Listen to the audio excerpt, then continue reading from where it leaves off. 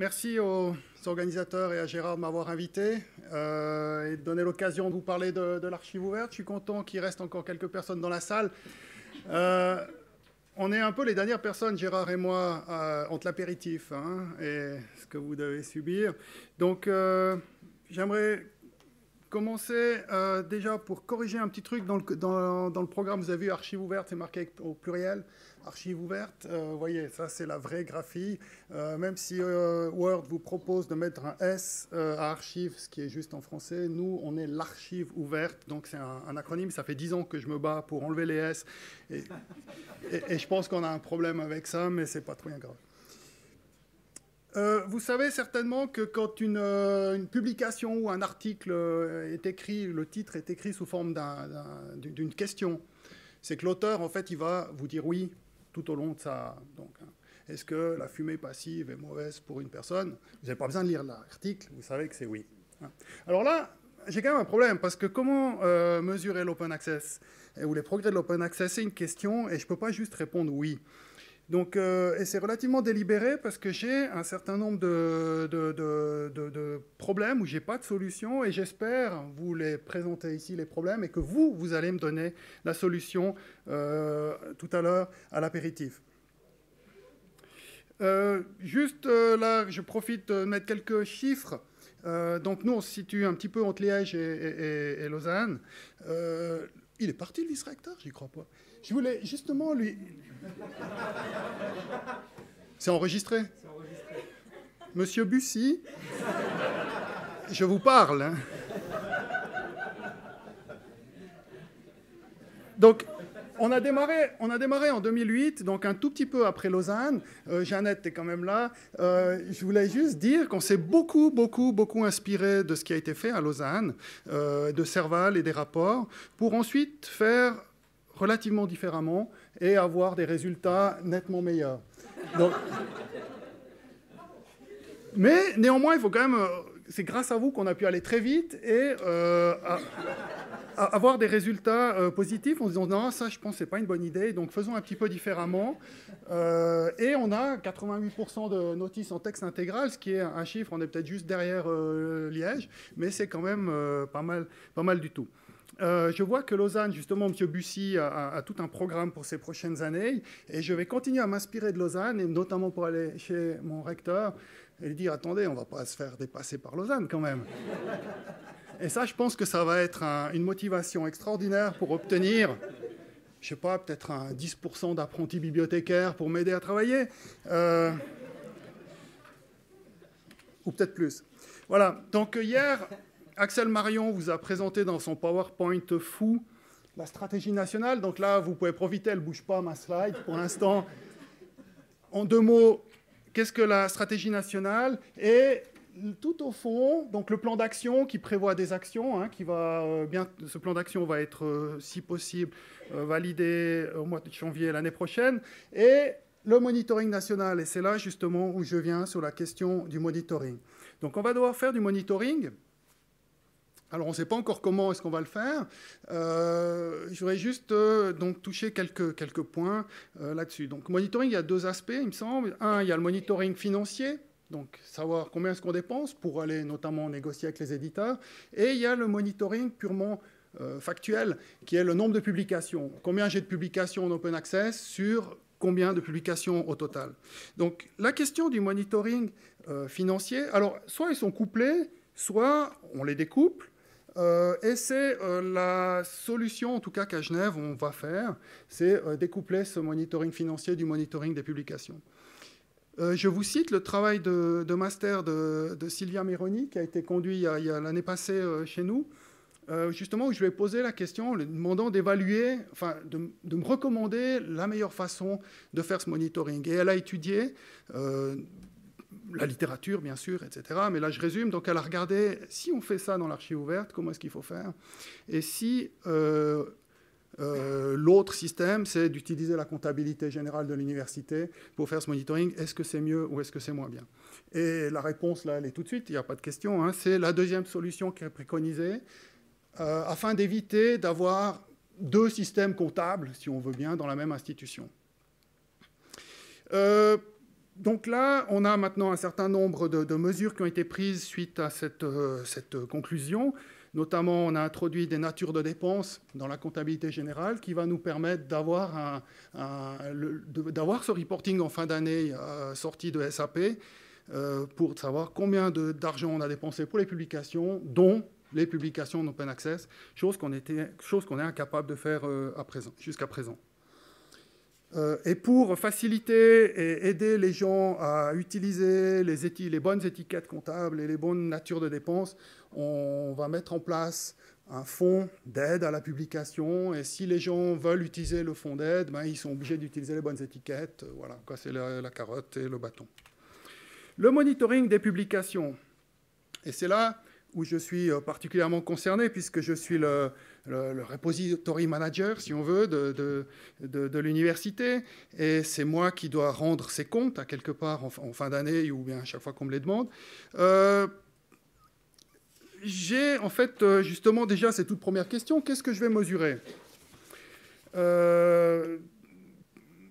Alors, forcément, si je veux mesurer l'open access, la réponse, parce que si on me demande quel est le taux d'open access, quelque part, ça ne me sert à rien de mesurer les posters ou les masters de l'université, parce que ce n'est pas quelque chose qui concerne l'open access. Alors oui, l'accès libre sur le web, etc. Mais je n'ai pas besoin de mettre des mesures en place pour changer un modèle de diffusion via des éditeurs. Par contre, c'est différent avec les articles et les livres, et ce n'est pas encore une affirmation, hein, mais c'est ce que je préconise, c'est de se contenter de mesurer les livres et les articles, donc il y a vraiment quelque chose qui existe dans un modèle traditionnel de publication et qu'on doit convertir, transformer et diffuser à travers un nouveau modèle de publication. Donc, et ça concerne, comme par hasard, la grosse majorité des publications de l'institution, comme partout ailleurs, dans ce qu'on a vu dans les autres graphiques. Donc, 87% ou 87% des publications à l'Université de Genève. Donc, ça, c'est déjà probablement une première décision qu'on va prendre qui va me faciliter la vie. Je regarde où j'en suis.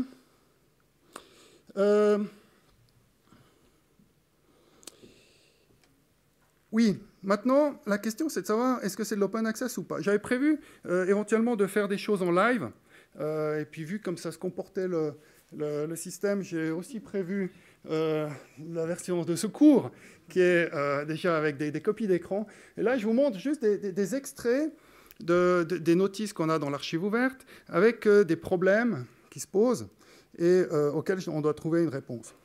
Donc là, cette référence, je dispose de plusieurs versions pour le même article. Donc je dispose, parce que l'auteur a bien fait le travail, il m'a donné un préprint, et une fois que sa publication a été publiée, acceptée par un éditeur, il m'a transmis aussi la version publiée, version of record, que je ne peux pas diffuser librement sur Internet. Donc moi, je fais une seule notice hein, dans l'archive. On pourrait se dire, on fait 2 notices, mais la logique, c'est d'en faire une seule, parce que c'est une seule œuvre. Et j'ai les 2 PDF qui sont disponibles. C'est de l'open access ou bien pas? Quand je vais faire mon reporting, je vais la compter dans la case open access ou bien je ne vais pas la compter dans la case open access? Pour le moment, officiellement, ce n'est pas de l'open access pour le FNS. Après, pour votre université, c'est quelque chose à définir. Vous étiez d'accord? C'est pas de l'open access. Ah, c'est? Toi, tu as dit non. Non, pour le FNS. Pour le FNS, actuellement... Bon, on est d'accord. Donc, il y a un problème de définition et il va falloir qu'on résolve ce problème. L'open access, mais s'il y a des organismes qui ont un focus plus étroit, ben, on ne peut rien. Ouais. À partir du moment où ça peut être accessible d'une certaine manière et sans payer, c'est l'open access. Ça me paraît être une définition assez bonne. Par extension, je me dis qu'en fait, on est déjà à 100% open access puisqu'on a tout dans SeaHub. Marie, on peut s'arrêter? Parce que peut-être ce que vous ne savez pas, c'est qu'en Suisse, l'usage de SeaHub est parfaitement légal. Donc, on a le droit d'utiliser des produits piratés tant qu'on ne les diffuse pas. Donc, en fait, on a déjà atteint les objectifs de la stratégie nationale à coût constant, sans aucune dépense. Axel, il est parti aussi. Ils sont tous partis. T'avais peur de ça? Ouais. Donc là j'ai un autre cas qui est à peu près similaire, avec à peu près la même réponse. Hein. Donc là, je n'ai pas la version finale de l'éditeur, mais j'ai le post-print auteur, donc ce qui est extrêmement souhaitable. Donc on est vraiment dans du green open access. Sachant que le journal pourrait ou ne pourrait pas, bon ça c'est un journal d'ACS, American Chemical Society, donc on sait que ce n'est pas de l'open access, mais potentiellement, le journal est en open access et je pourrais aussi avoir la version of record en open access. Donc ça pourrait être aussi du gold. Voilà. Donc, sachant que dans l'archive ouverte, je peux en fait pas vraiment le savoir. Là, j'ai un cas un petit peu plus... c'est lié au livre. Hein. Vous n'avez pas aussi mentionné un peu le cas différent des livres. Souvent, nous, ce qu'on demande aux auteurs, enfin à l'université, donc il y a cette obligation de déposer. Ils doivent déposer le texte intégral. Et puis forcément, on dit oui, quand vous pouvez, faites ce que vous pouvez.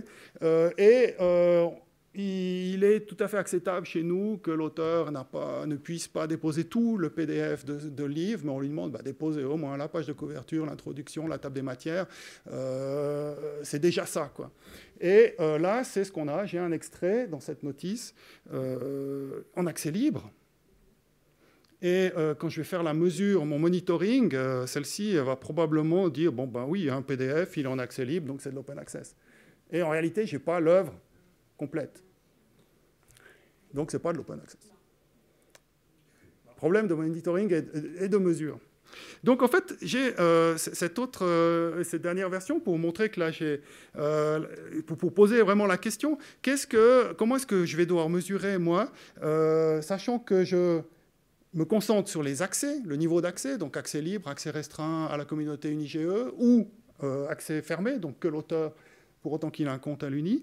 Ça, c'est ce que j'ai comme mesure actuelle et qui est au niveau de toute la notice. Donc, dans la première notice, je dois choisir qu'est-ce que je mets au niveau de la publication. Et par défaut, je prends le niveau le plus restreint. Parce qu'on a fait comme ça pour les thèses. Donc, la première notice, en fait, dans mes métadonnées, elle apparaît comme restreinte à l'Université de Genève, même si j'ai un préprint ouvert.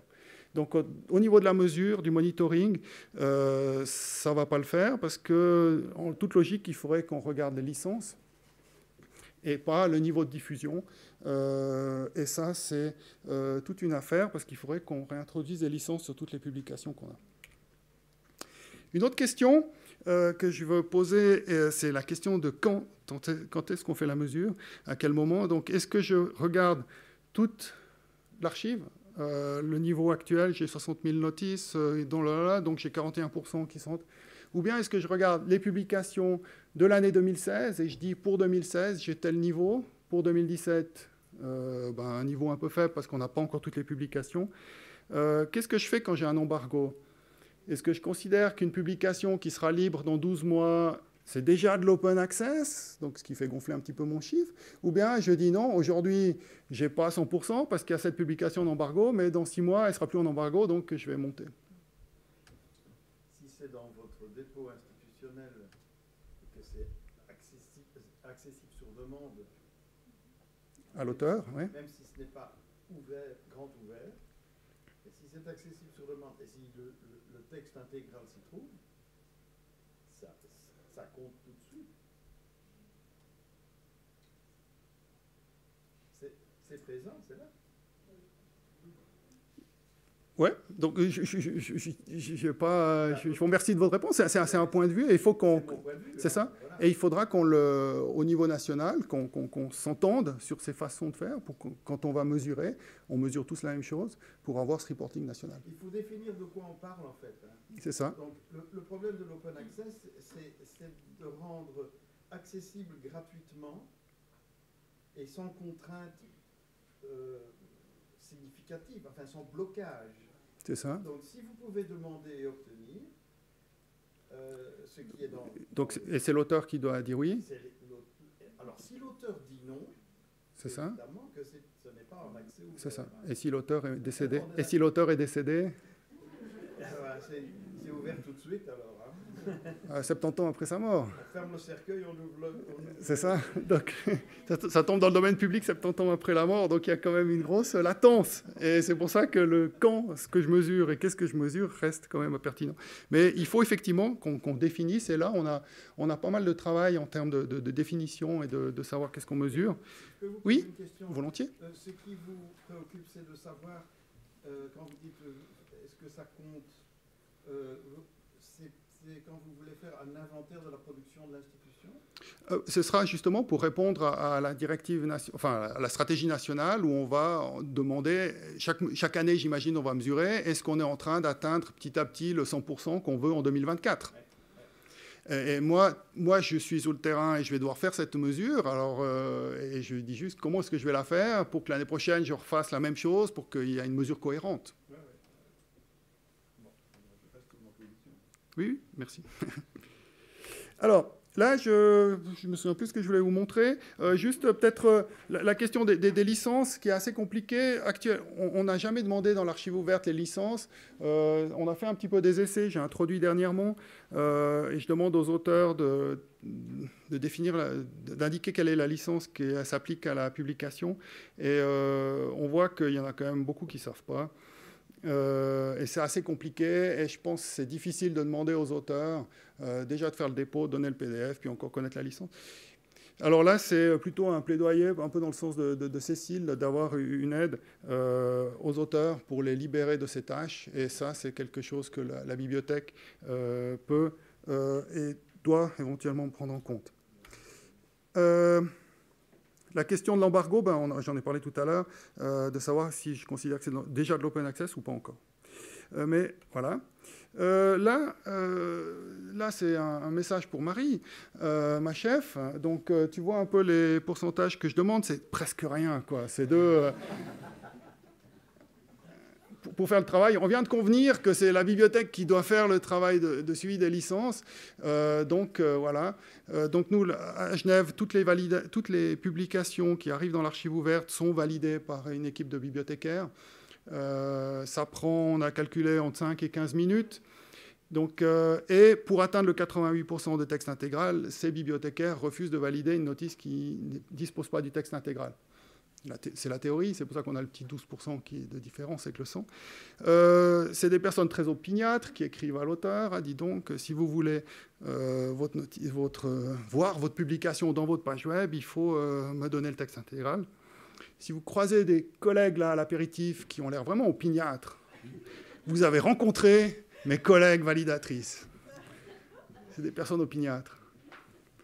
Voilà. Donc, mais par contre, si on doit commencer encore à regarder les licences, ça va rajouter du travail, et il faut qu'on trouve le juste milieu entre la qualité et la quantité, si on veut, de travail nécessaire, afin d'avoir quelque chose de cohérent.